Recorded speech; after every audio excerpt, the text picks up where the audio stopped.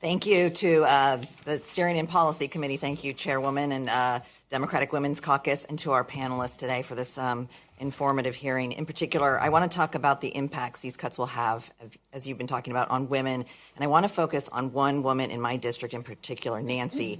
I met her last spring, and she works at home as a health worker in Salem, in my district. She earns a living by caring for her mother and aunt, who are both disabled and blind. Because Oregon is one of the many states that has expanded their Medicaid program, Nancy can earn a living by taking care of her mother and her aunt in their home instead of in a facility.